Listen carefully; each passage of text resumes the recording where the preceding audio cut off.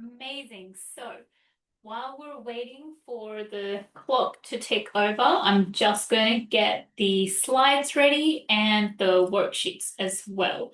So we have today, I'm so excited because we're going to be going into the last but not the least part of our 4-week journey before doubt wins.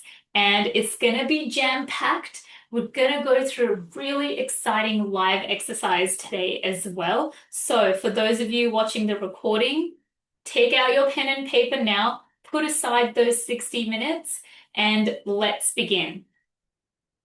I'll just make sure that I have my screen sharing. So I'll put it this way and then let's get my screen ready. Share this. I'm going to share this one. And then I'm going to put myself in the corner there. Here we go. Beautiful. Okay, yeah, welcome. Welcome to week 4. Today, it's all about unleash her legacy. So, we've been talking about belief changes, we've been talking about NLP tools, building the momentum over the weeks, and now this culminates into our legacy. And this is why I chose this background today. Sorry, let me move my mic closer so you can hear me well. Here we go. So I chose this image so that it's almost like helping you to envision the future version of yourself, seeing it clearly light up golden, and you feel empowered, ready to take the first step. So once you finish this journey, I hope that I've instilled that confidence in you, given you that clarity from the worksheets, from the weekly classes, that you've gained that self-clarity and that momentum to start taking actions on your goals. So, what to expect? Today, it's all about stepping into the version of you that impacts not just your life, but the lives of others. Because as we know, we're in a relationship with our environment, and whatever our environment reflects to us, we reflect to the environment, and there's a constant cycle of back and forth. So once you start improving yourself, you'll notice that other people in your life might start feeling inspired as well. And this is certainly something that I've noticed in myself and my clients that I've worked with. So, in this session, expect to uncover the values, stories, and strengths that are uniquely yours to pass on. You'll reflect on the ripple effect of your choices, reframe the narratives that have held you back, and begin to embody the woman you're becoming, one who lives on her own terms and leaves a powerful imprint. If you're ready to move on with this, let's go. All right, let's set the intention for today. So, we're going to be sharing our time together for the next hour. And so let me just move myself so that um it's not so how do I do this again? Layout. Okay. Oh, this is easier. This is so much easier. Okay, cool. So, yeah, the intention, the quote that I've chosen to represent today's intention is this: the best way to predict your future is to create it. And that's by Peter Drucker. So, uh, often I've heard of this quote, right? The best way to predict your future is your past behavior. This is something that I've heard in psychology quite a bit. The best predictor of your future behavior is your past behavior. But we're moving out of that and we're coming into empowerment, and we're coming into a place where we're going to be consciously creating our future, not just at the effect of our past choices. Welcome, Deborah Joe. We're just setting the intention for today. And so the question for today is, if you could leave one message with the world, what would it be?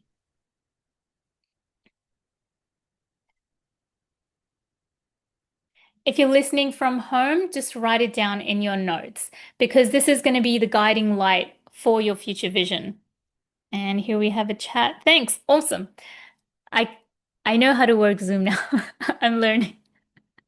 I can see the chat and I can see my layout, and it's all a process of learning for me. Yeah, so moving forward with this intention, having that message in mind, learning to accept the fact that we're going to be creating our own future now. We're not just at the effect of our past behavior. Let's move on. And yeah, I just decided to include like really positive image of women supporting each other because this is not just about a single journey. It's about understand that you will have an effect on your environment, on the relationships that you have, and so as you rise up, you will uplift others with you. And those who are not being uplifted, they want to bring you down. Well, I mean, it's great awareness for you to set those boundaries if you want to. Now, today's theme is um, all about from surviving to creating impact. I just want to make sure I'm not covering the text. I keep moving this. So yeah, from surviving to creating impact for far too long, you might have been stuck in survival mode because many women have spent years in this. Often our environment changes, but our mental patterns, they haven't caught up. They haven't automatically just updated. It's not like a Windows update. It happens in the background. Some of you might have disabled that auto update, but the mind, it requires you to manually install this new reality that you're living in now because it doesn't really know the difference. It's still operating from how it perceives reality to be than how reality actually is. And so this is where it's gonna make the difference between just living in your survival patterns to starting to creating impact, not just in your lives, but the people all around you. So you might have been doing what's expected, putting others first, silencing your deeper desires, but surviving isn't the same as living, and it's not even the same as thriving. So today, this session matters because I'm going to be inviting you to shift from just getting by to creating the impact on your terms.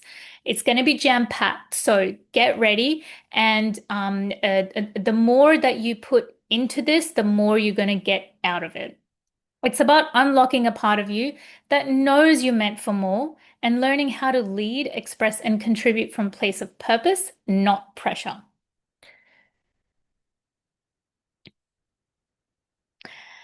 So, by the end of this session, you will start integrating, living as your true radiant self, allowing you to impact relationships, health, and wealth for the long term.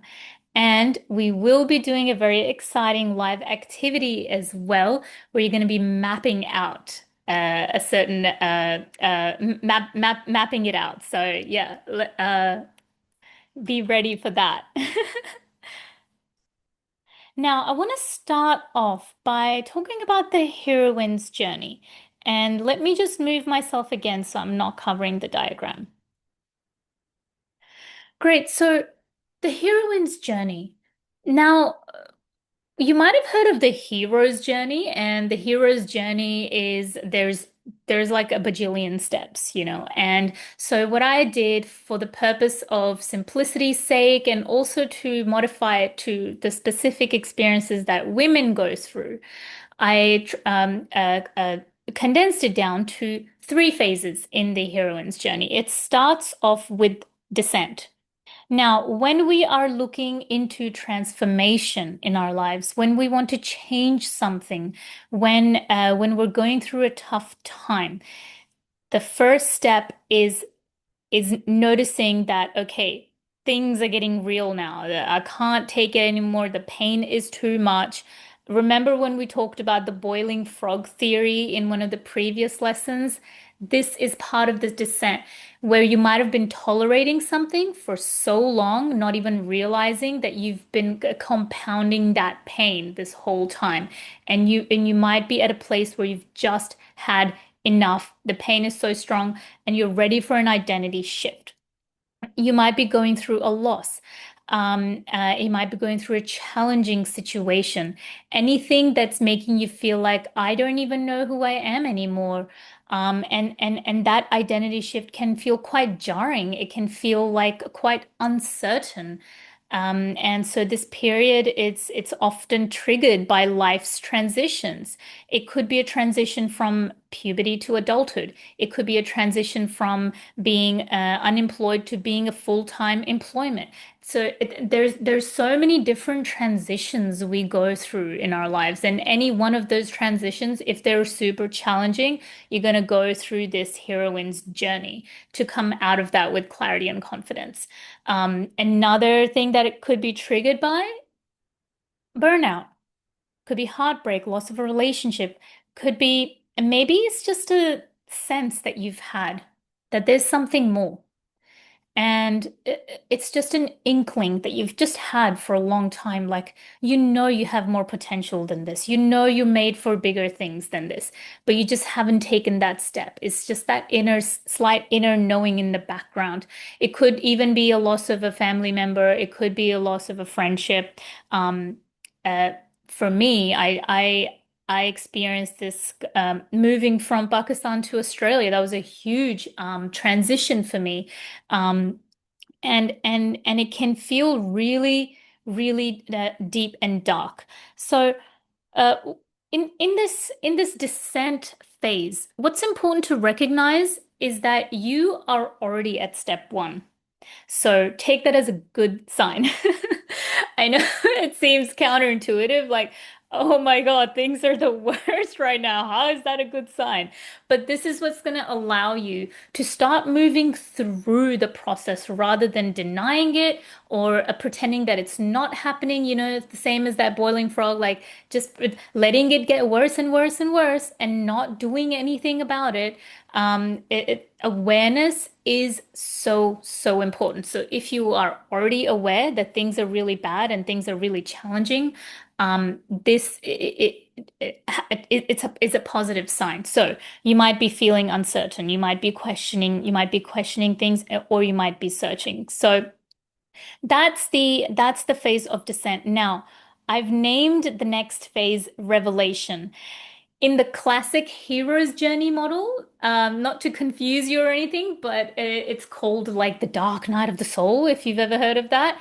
And I thought that's a little bit too dark because I like to focus on the positive. And honestly, for me, this is one of the most exciting parts of transformation is the revelation aspect. So if the descent was basically the ground was taken away from your feet, revelation is now the ground is sort of still a little bit shaky, but you're sort of gathering all the pieces that got scattered and fragmented everywhere, and you're starting to connect the dots. You've just started the process. It's not that you have moved completely from uncertainty to certainty. You're just starting the process of like maybe some insights might start coming to you. And this is where that self-discovery I mentioned in here that you might go through this. The self-discovery is so exciting. You might start learning things about yourself that you don't know. Maybe you realize, oh, I've been tolerating this problem for far too long, or I didn't realize I was so resilient. Um, and and many of these things. You might even start getting clarity and that self-knowledge. And it might feel like this is how you know that and that the changes that are coming are real and not just reactionary. It might feel scary at first, but that's not a sign that you shouldn't do it. Because if you feel this background subtle familiarity feeling with this change, like, for example, if you start getting an insight and you think, oh, is this just like, am I just making connecting dots that aren't there? If you feel a sense of connection and familiarity and it inspires you, then that means that it is that it is your truth. Let me just make sure my screen has made itself orange because it automatically does that. Let me just pause this so that I can fix it and it doesn't change it. Just disable it. Here we go. All right. So I'm not sure if it was going orange for you as well, but I just do that for my eyes. But for the sake of this meeting, I wanted to keep it all clear. So yeah, let's talk about so we're talking about revelation. We reclaim our voice. We get moments of clarity, insight, or deep truth about who you are and what you value. So you'll get an insight into what you value as well once you go through this revelation phase. But it only comes after you go through the uncertainty. And trust me, it can be really uncomfortable going through that uncertainty phase. But what's on the other side is something that it's a sense of wholeness, and you get to enjoy a nervous system that is not stressed, but it's relaxed and feels calm and grounded. So this phase of revelation often comes through self-reflection, support, or life-altering experiences. Now, this is where in the classic hero's journey they talk about the dark night of the soul, because you might have a life-altering experience, but really it can even be triggered by just you asking for help from someone, and maybe they've gone through something similar. Or maybe it could literally just be self-reflection for you. Maybe it's just journaling on your own, and you get that insight and you start realizing, you know what, I can reclaim my voice and I can start standing up for myself, and I can start using this to set the boundaries that I need to, which takes us to the next step, the return and integration. Now, this is the part where we solidify all the changes and all the transformation we've been through, so we don't have to go through the cycle again. You step back into the world, but not as you were. You bring new wisdom, strength, and boundaries. Now, this wisdom can be a learning about yourself. It could be a learning or a lesson about the nature of reality or how you perceive things to be. Maybe it's a newfound wisdom about a relationship that you had or an experience that you had. This wisdom is something, excuse me, it's not just for you, it's also for the people around you. So you might notice that once you've gone through this, you'll start sharing what you've just discovered, and have that wisdom to share with other people. The other thing is the daily embodiment of lessons. The learnings that you've gotten from this revelation phase, you might in this return and integration phase, what you might realize, you naturally gravitate towards new habits or new ways of being, new thought patterns, new beliefs. And this is part of the embodiment every day. It doesn't have to just be new habits. It doesn't have to be just new behaviors. Maybe it just starts off with new thought patterns, which are going to lead to new beliefs, which are going to lead to new emotions. And this is how you'll change your, not just how you show up in the world, but how you interact with reality. Integration is about living your truth daily, not just realizing it once. The heroine's power comes from embodying the lessons, not just surviving the descent. And this is why it's so important to have the last step of return and integration, because if you don't go through this, you don't apply the learnings that you've learned, you don't apply the boundaries, you don't enforce the boundaries. What's going to happen is you're going to go back into the descent again. You're going to go through the uncertainty and the challenging situation again until you come out again. You're going to go through this as many times as you need to get the integration. So this is where, for me, I find it helpful to have a little bit of a sense of humor about it. Because if you don't, it's going to feel really repetitive and tedious. So try and make it fun when you're going through challenges, but that takes time. It doesn't come automatically. So the second thing that I want to talk about when it comes to embodying this future vision of yourself is locking in your breakthroughs. Lasting change is not about perfection. It is about staying aware, adapting quickly, and strengthening your foundation so your progress becomes part of who you are. Now, this is about identity shifting. Identity shifting is bigger than just a belief change. It's bigger than just a little breakthrough. Identity shifting is what is what allows us to have lasting change, so that the changes that we've made, we can sustain them. And identity shifting is it's not about perfection. Now, I talk about and you might have heard this as well, sort of the law of averages, which is like most of the time you're completely aligned with your vision, with your beliefs, and with your values. It's not about perfection, because honestly, sometimes you might be overtaken by emotion and the old patterns are going to get in the way.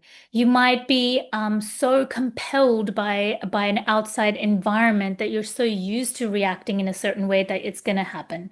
And so don't expect that perfection from yourself. If you go back to the same situation, but even as a new person, you might still find it challenging to respond in a different way at first. So give yourself some grace and have some self-compassion during those times, because it's not about perfection. If you give yourself a hard time, you won't be able to lock in the breakthrough, because it's going to become like a cage. You want it to be more of a freeing thing for you, an expansion and a freedom for yourself. So allow yourself any um um uh so uh, uh, um uh, any sort of, what's the word I'm looking for?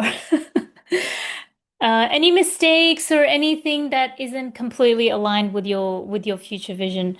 Um, yeah, progress feels exciting, but it is only the beginning. The real power comes from making sure your growth lasts and continues to strengthen over time. Without a plan, old patterns can quietly creep back in during times of stress or change. And this is where I mentioned times of stress could be you're experiencing a very strong emotional reaction, or it could even be an old situation, which is an environment, and you've always acted a specific way in that environment. It's going to require a plan to start acting in that environment in a different way if you want to lock in that breakthrough, because it's not just about becoming a different a better version of you. It's also about how you show up in different environments in the relationships. And these four things I've found are really helpful when you want to lock in the breakthrough and allow yourself to fully embody the changes that you've made in your life. Awareness. Awareness is something I think is super important in every single area of your life, but especially when you want change to last. Recognize your personal triggers and early warning signs. This is something so personal to you, and I can't tell you what that is for you, these personal triggers, but this is something that you might discover going through the heroine's journey yourself. You might have a revelation, some dots might connect, and you come to a realization that this is a trigger for me. The trigger could be a person, it could be a situation, it could even be a smell, it could even be a sound. Everyone has different triggers. So having that self-awareness and realizing, hey, every time I'm around this person, or every time at 7 o'clock on a weekday, I have this certain feeling. So understand those patterns. Having that awareness is going to allow you to sustain these changes.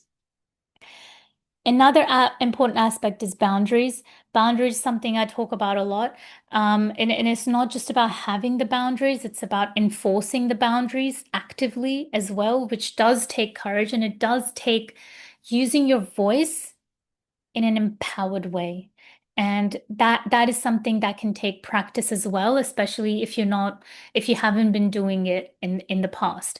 And as someone who has struggled with this in the past, as a recovering people pleaser, I can share with you that over time it gets easier, because you know you're acting with integrity at the end of the day. And that's what solidifies these changes for you, that these boundaries, you're sure of that.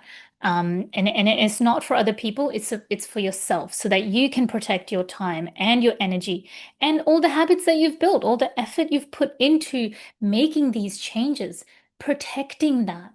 That's important. Support is also very important. You stay connected to people, communities, or mentors that reinforce your growth.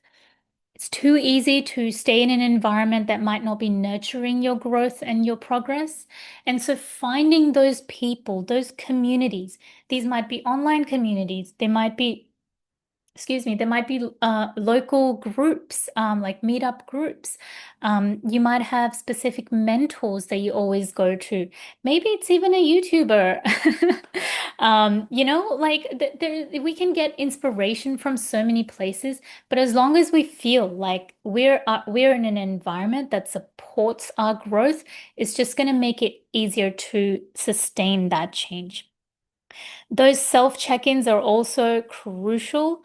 Review your goals and alignment regularly to stay on track. Now, regularly, that can mean something different for you, whether it's weekly, whether it's monthly, whether it's daily.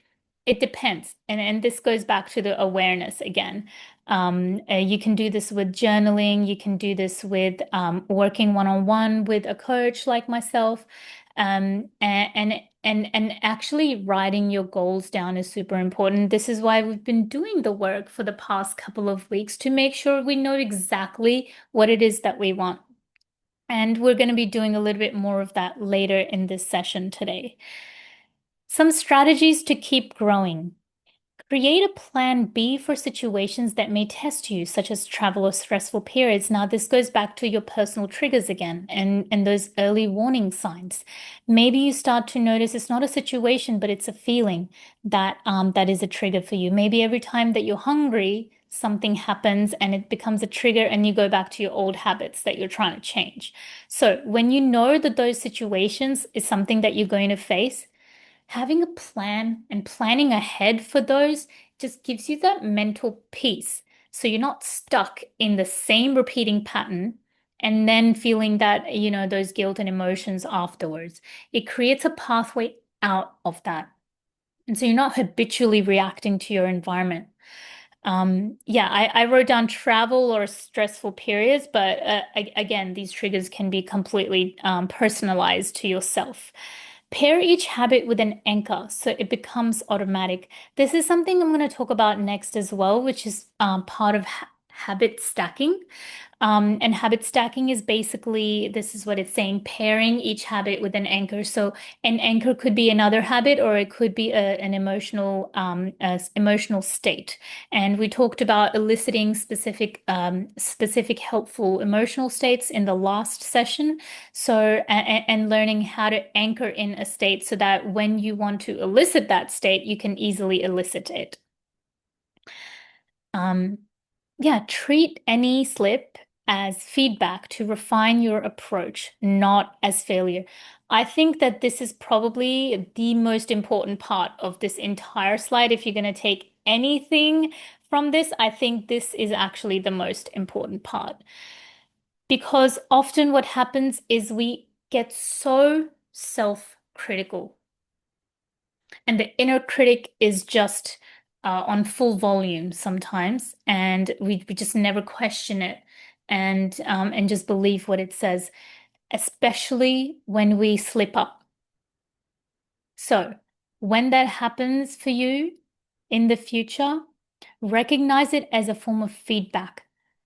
Recognize it because what it's going to give you is awareness. What it's going to give you is maybe some clarity on a personal trigger that you didn't realize you have. Yes, I have a loud inner critic, says Deborah Joe. Yeah, exactly. Exactly. It can sound really loud, right? And it's not just about it's not just about silencing it, but at the end of the day, you don't have to listen to it, and you can question it when it's coming up as well, so that you have your own pathway. So instead of just believing immediately what it's saying, you're like, you know what? No, I think it's actually feedback. I think it's actually telling me about a personal trigger that I didn't realize. And so you start taking your power back, start reclaiming that power, not just giving it away to this self-saboteur inner voice that got developed. So let's not, I don't really like this word failure because I always reframe it in my mind. You can reframe it as feedback, you can reframe it as a lesson, but I don't see failure as something that I think the word itself is limiting, honestly, but so I don't really even like using it.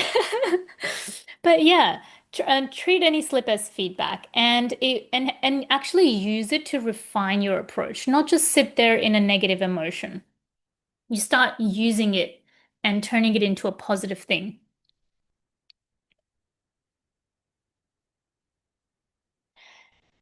Now, now we're going to talk about designing your life to win. And I know I mentioned about habit stacking, and that is part of what we're going to be talking about in this slide. So, when we want lasting change, we want to lock in our breakthroughs, we want to embody this future version of ourselves.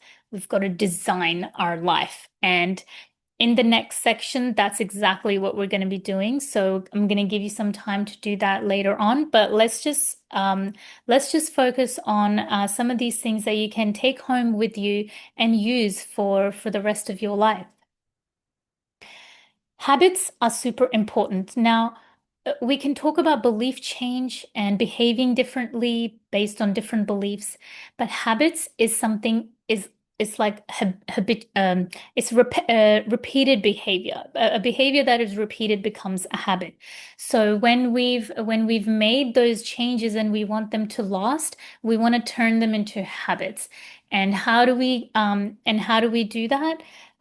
We want it to shape our identity, and that's what habits do. It slowly allows us that identity shifting. Stack habits. Link a new habit to something you already do daily. Now, this is something it's the easiest way to develop a new habit. And trust me, I've researched a lot about habits. I'm actually currently reading a book called Atomic Habits by James Clear. And if that's something you've read, it's a classic self-help book. It's amazing. I highly recommend it. But he talks about habit stacking as well, where you already have a habit and you stack something on top of it. Let me give you an example. If you are trying to start meditating in the morning and you just say to yourself, my goal is I want to meditate every day.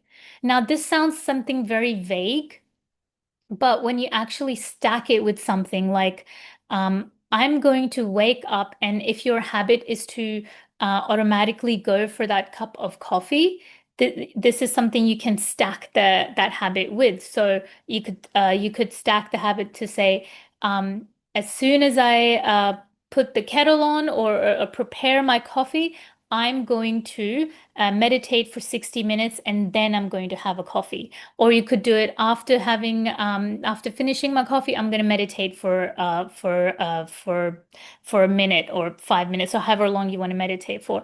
And what it does, it stacks the habit, it solidifies into something that's already present, and it doesn't feel like such a new scary thing that you're starting. And it's a really, really easy way to start shifting your identity. And it can feel familiar because you're not really doing something super new. It's just adding on top of something you're already doing. Start small, build consistency over before intensity. Now, often when we get really emotionally connected to our vision, it's tempting to just go from a 0 to 100. We can see clearly our vision, right? And we just want to get there as soon as possible.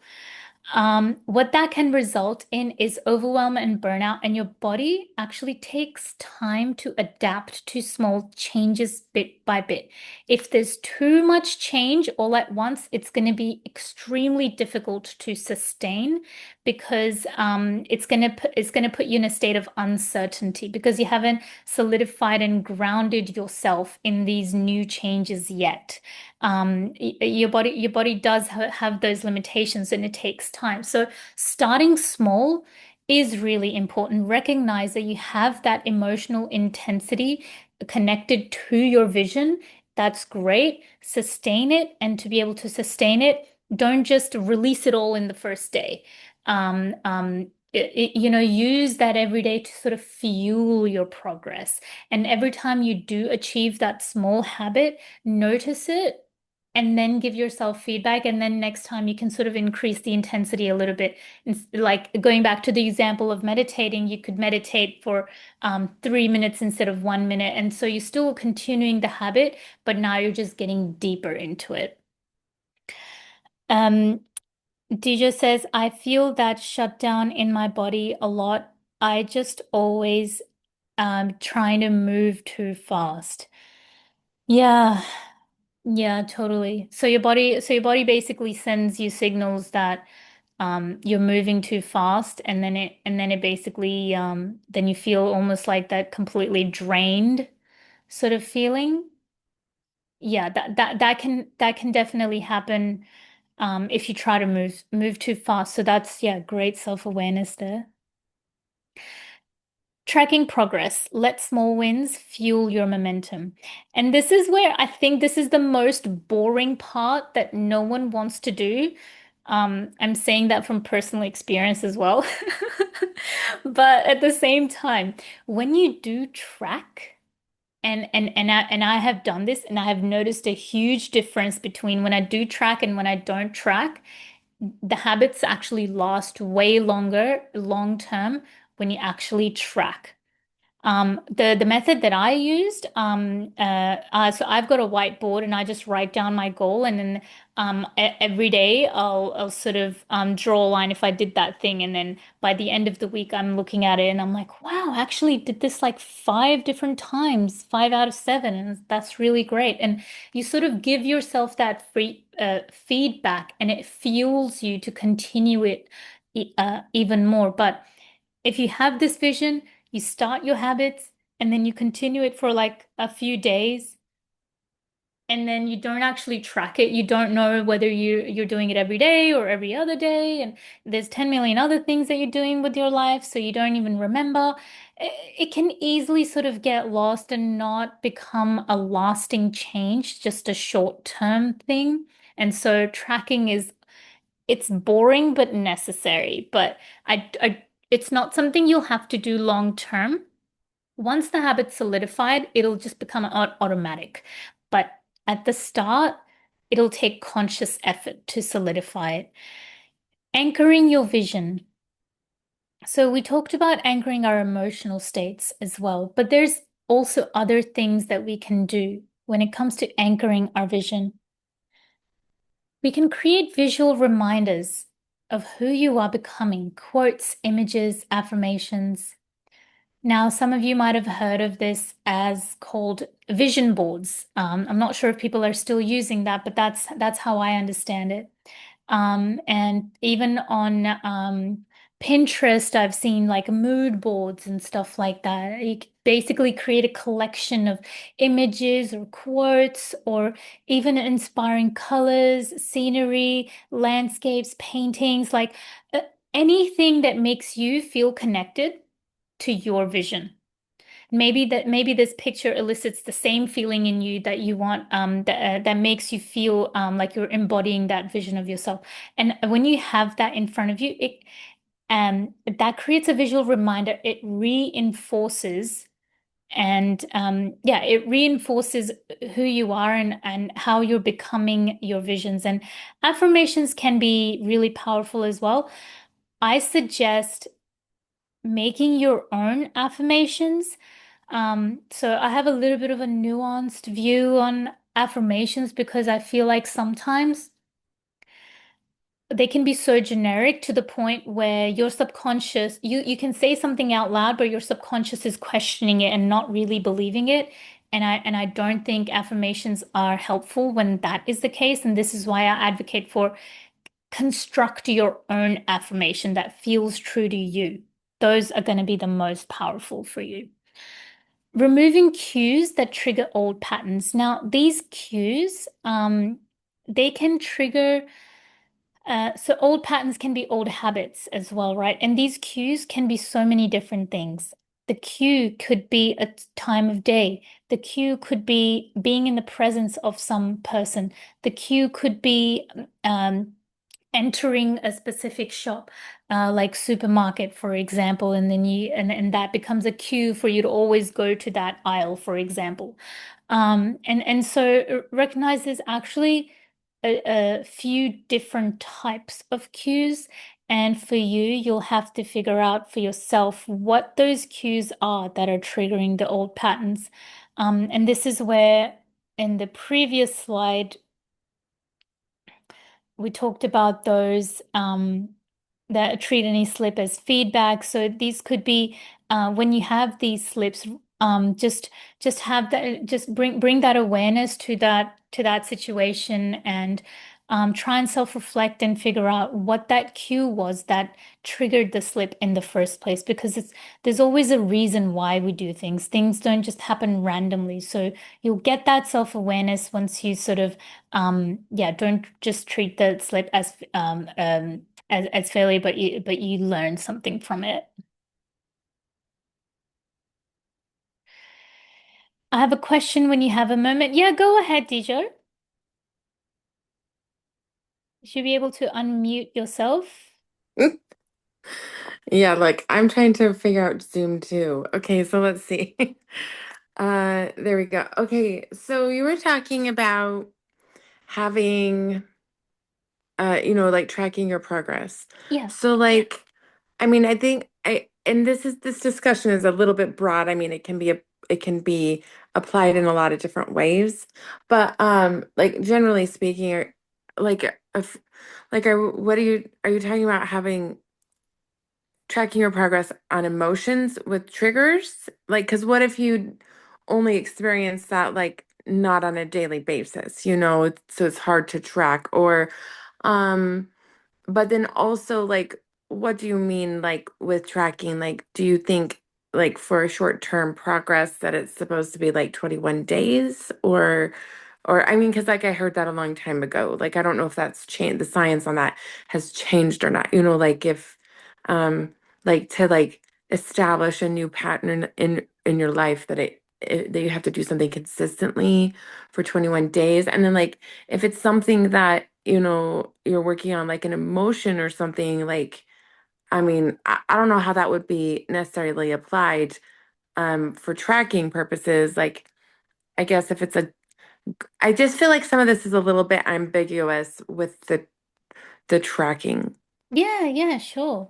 So when it comes to tracking, what I mean is tracking the new habits or the new goals that you've set for yourself, and making sure, are you following through with them or are you not following through with them?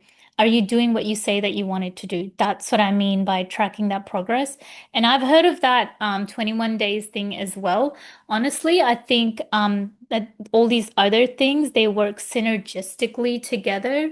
And it doesn't have to be 21 days. It could be 60 days for one thing. It could be, 14 days for something else. It's about how easy it can sort of shift in your life, in your schedule. So that's what I mean by tracking the progress. Does that make sense? Yeah, I mean, I just am kind of like I feel like all of the discussion is relevant. I'm just kind of trying to figure out like how I would apply the tracking suggestion to this discussion. And I guess I would maybe have to design how I would track it, like if I had a really specific goal.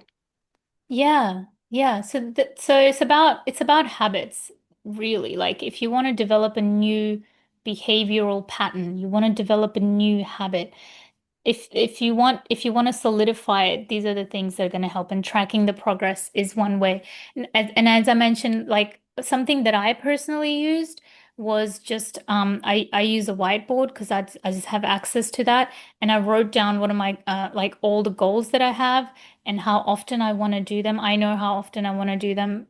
Those ones I wanted to do them daily, and then so every day, every time I did do it, I would mark next to it that I've done it. But for someone else, it could be an app on your phone. that you're using, and that might be a way for you to track it. So it's about figuring out yourself what you're going to use to track, and it also depends on what it is that you're tracking in the first place too. Does that answer your Yeah. question? Yeah, it does. Thank you. Awesome. Amazing. Yeah. So going back to this, removing the cues that trigger old patterns. We talked about that, having that self-awareness, and then aligning your routines with the identity you want to live every day. Now, the person that you are and the person that you want to be, they both have different identities. They both have different patterns of behavior, different things that they do in their routine.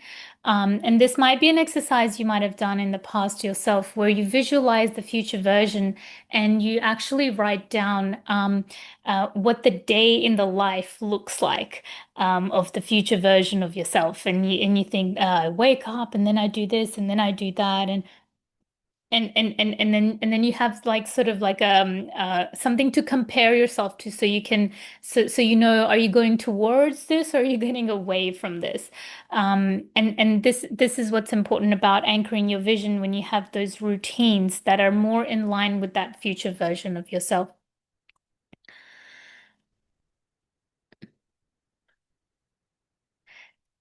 Now, let's move on to this very busy looking slide. Um, but trust me, you don't have to do it all at once and you don't have to do it all today necessarily, but it's just about starting the process.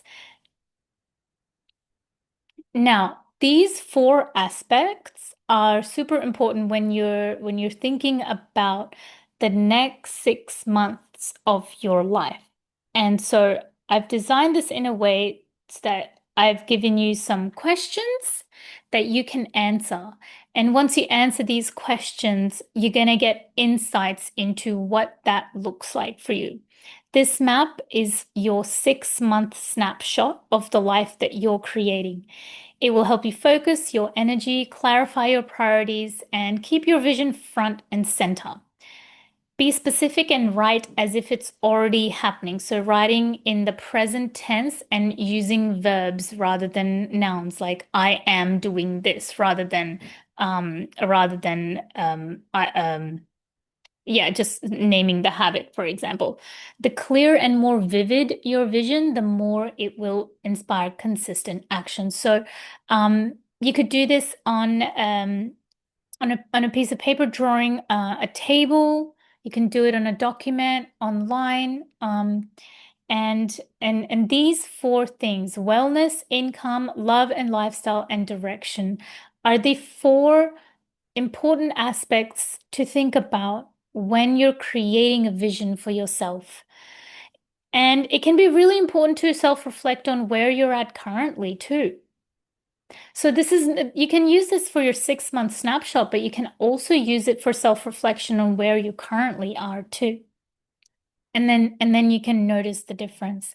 So for those who are watching the recording, give yourself some time to pause and start creating, answering these questions in your notebook, and keep it safe for yourself. Give yourself as much time as you need to answer these as as as deeply as possible. So when it comes to wellness, you want to think about your health, your energy, and your self-care.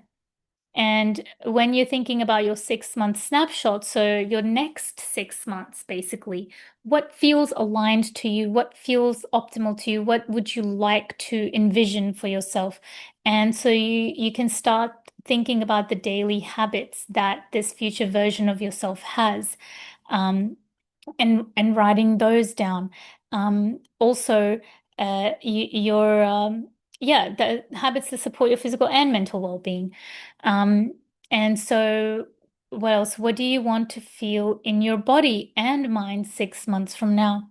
This is often something we don't consciously think about because most of the time we're basically at the effect of reality rather than being at the cause of it. Sometimes we don't even think that we have the option to be at the cause of it. Sometimes We think that we don't even have a choice over how we're going to react. But until you start making that decision, you're not going to give yourself that choice. And this is where you can consciously create certain feelings, certain emotions that you know that you want to feel every day. What's really important to you to feel every day? Not just as the current version, but as the future version. Is it important for you to feel a sense of belonging every day? Is it important for you to feel focused every day? Is it important for you to feel inspired every day? What is it that really aligns with you when it comes to your wellness? That's powerful, the difference between being at the effect of reality and shifting to the cause of it. Absolutely. Absolutely. It's such an important such an important point. Amazing. So I've written down an example here. You can sort of, this is not necessarily a schedule you're creating. This is more of a vision that you're creating, and you can build up to this vision. So things like morning walks, 5 times a week, 8 hours of sleep, balanced meal. Now, I left it generic for a reason because it's going to look different for every single one of you. And whatever suits to your specific schedule and your specific vision. Now, when it comes to income, this is another thing. Often we just feel like we don't even have the choice. We just have to accept whatever that is given to us. But there is an option for us to consciously create this. But often we don't even think about it because we don't think that we can sort of consciously create it. And this is the questions that I would like for you to ask yourself when you're coming up with this area, when you're thinking about this area of your life for the next 6 months. Visualize your financial picture in 6 months. How much do you want to be earning? What's your main source of income? What financial habits will get you there? Now, financial habits, again, we're thinking about habits, the repetitive behaviors. And habits are what are going to be shaping our identity so that we have long-term change. The financial habits matter. An example of that is consistent 5K a month, new income stream from coaching, tracking spending weekly. And this is where you can think about your habits. Now, there's different ways to track your spending and your financial habits. So many apps have this option. So, I mean, the world's your oyster. You just have to figure out what it is and be clear about what you want before you start implementing it. Love and lifestyle. Consider your relationships and how you want to live day to day. So this is not just about your love life. This is about how you feel day to day, your lifestyle, your relationships. Who are you spending time with? Who are these people? How are they making you feel? What kind of home or daily routines make you feel alive? This is something we can consciously create. Um, and it can represent where we are and who we want to be. For example, for me, I love having a clean home, and if my home is not clean, I mentally feel cluttered. And so part of me envisioning, embodying my highest vision is making sure that my house is clean. I suddenly feel a sense of calm when I know I've got a clean home. So example of this, quality time with partner, monthly friend meetups, weekly beach walks, anything that's going to help you with your lifestyle. Often we wait till we get that free time so that we can catch up with our friend, or wait till we have some sort of free schedule to go on the walk on the beach. It's because we're not making time for it because we never consciously decided that that is something that's important to us. And this is why this exercise is so important. When you consciously write down what is important to you, you'll start realizing when you're not in line with that. And the last area of your life is direction. And this is all to do with your motivation, your purpose, and your future path, things that drive you forward. What projects or passions are you moving towards? Now, I mean, transformation is not just a one and done process. It's a constant relationship with you and your environment and your beliefs, and you constantly trying to figure it out. But what is going to be almost like the guiding light, right? People refer to it as the North Star as well.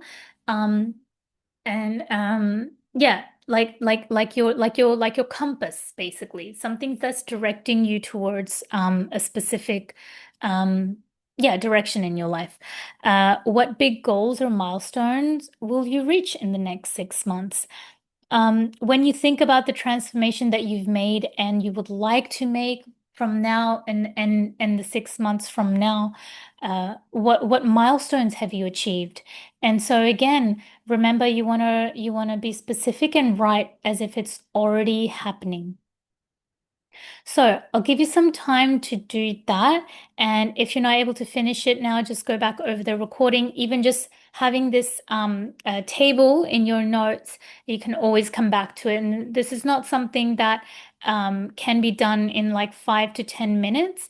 I mean, it can, but if you want to really just have a deep connection with that future version of yourself, allow yourself some time to really think about these questions and really feel it, and maybe take an inventory of where you're at currently and how you're going to get there. So example of your direction is launch new program, speak at one event, finish certification course, for example.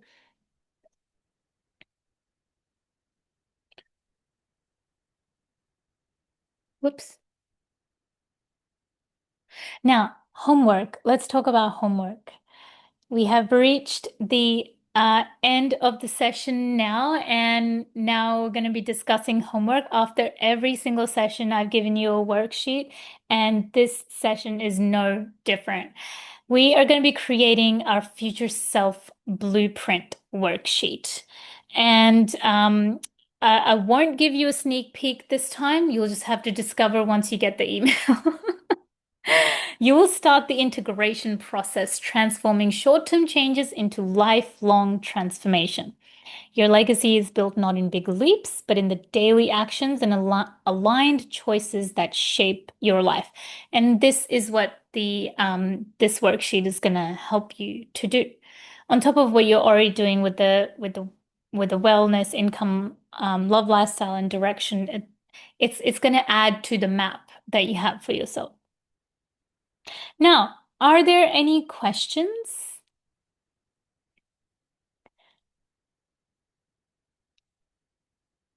Oh, one thing I wanted to mention, feedback. Please, everyone, I need feedback. Feedback to me is gold. Feedback is one of the biggest reasons that I'm doing this.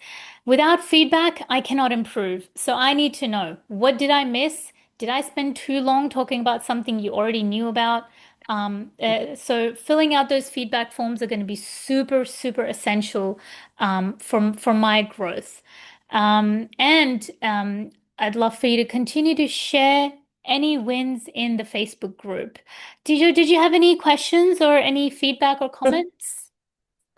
Well, yeah, I mean, I think you're doing a great job. Also, my mind is kind of like, I mean, you gave me a lot to think about, so I've got, a lot to think about. Also, I don't really know that I'm going to have accountability to tell you the truth about making this blueprint unless I'm like really passionate about something. So, I feel like I feel like this is a great thing. I just don't know that I'm going to follow up or follow through with it. Maybe Yeah. that's just one of my insecurities. I mean, I have ability to follow through. I'm just saying there was a lot to think about. Yeah, and I that's how I started this session too. So I appreciate the feedback. I knew this last session was sort of a lot packed in, and it's true what you say about accountability. It's not something that is a personal issue, that you're the only one struggling with it. And I did sort of wonder like maybe I should offer something in between the sessions for accountability purposes. So in the future, when I offer this course, I'll certainly be thinking about that feedback, and that's why, yeah, please, anything else that comes to mind, the feedback form is going to be linked in the email. And if you could give me feedback on every single session, that would be amazing. That's yeah, this is how I learn. So yeah, thanks for your feedback and for staying engaged, asking questions.